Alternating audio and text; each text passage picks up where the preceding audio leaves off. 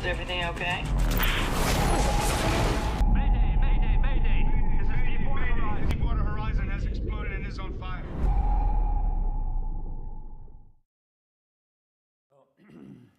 The title's always, when you see it up there, it's visual effects now encompasses everything. But it's still broken down where you have live effects on the set. And that's why we separate ourselves and call ourselves special effects supervisor, even though we're all under the same umbrella as visual effects. So on a picture like this, anything that's around the actors, you want it to be real because you're so close to it and you're familiar with what it looks like. You might notice it if it's generated or created in another manner. We can't always do that, but that's our goal, is to do everything in a close-up, everything around the characters as live as possible. And then when you get to the macro shots, the wider shots, you can still have shot the close-ups and comped this massive background played in, like the entire drill rig and the wide shot coming apart and collapsing over. We didn't build a 350-foot tall structure, 200 foot by 200 foot, and had it collapse and go into an ocean. The set we built already was big enough. It was 180 feet by 180 feet and 70 feet off the ground, the helipad, and another 40 feet of set, in the background before it became CG. And that was hundreds of millions of pounds of steel and months of work by the construction department, our department, set deck. Our involvement in that is just mechanicals, what has to physically work. What percentage of it was actually studio generated versus a real set or a real location? Anything above about 40 or 50 feet of the set was generated in post. The wide shots that were fully engulfed in flame were done in post.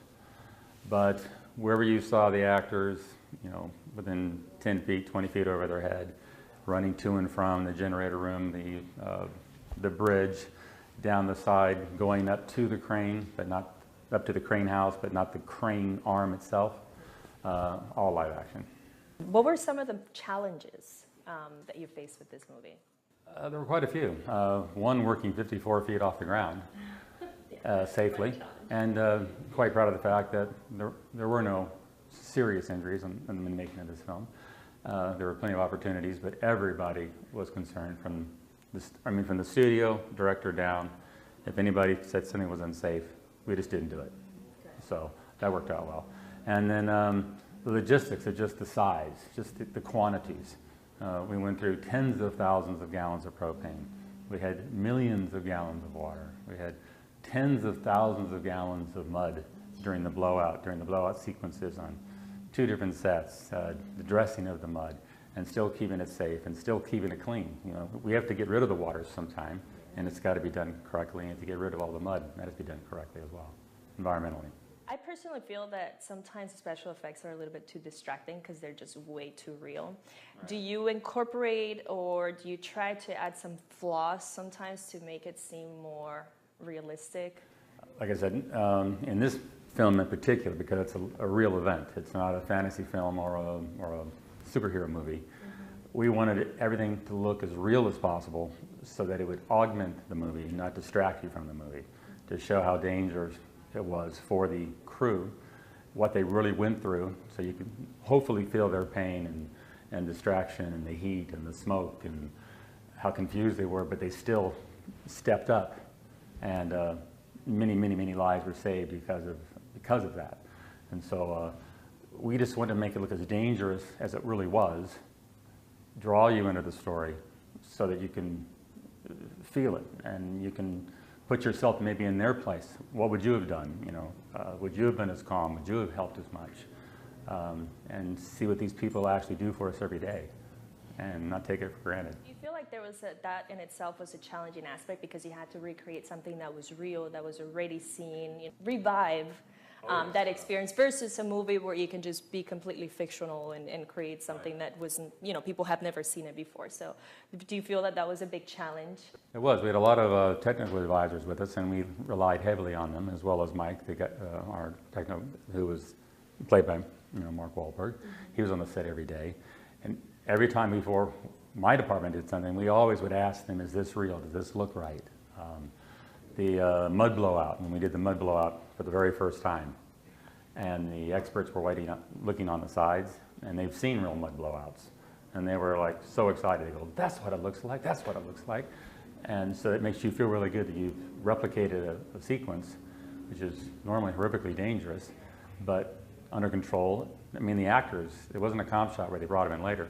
They were there doing it while we were doing it. And so that felt great. And the lifeboat sequence, I mean, we actually got real lifeboats and really lowered them to the water.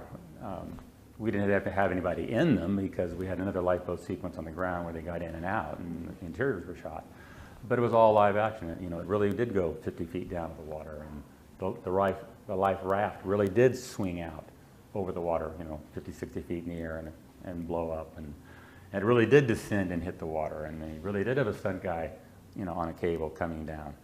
But it was all put together in post, like the people crawling into the life raft, the blow-up one.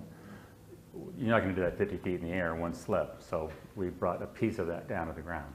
But when you put it all together, the goal is that you're not supposed to believe that we ever left that set. And if we did that, then we did our job. Close it off. I wanted to know, what is your favorite movie as far as special effects? Oh, there's just so many of them. You always think of the ones that are the most recent. And it's kind of hard because some movies are superhero movies, which, you know, have phenomenal effects in them that are done with both, you know, physical effects and a lot of special effects, like the Batman of a few years ago. I always forget the names of which ones they are. Any of the superhero movies are terrific today. And then we get a chance to do something like this, Deepwater Horizon, where a lot of people might not even think it's an effects movie. So the fact that this one is done so well, and I've been doing this for 40 years, this one sticks out the most in my mind. Our choice right now is to burn or jump.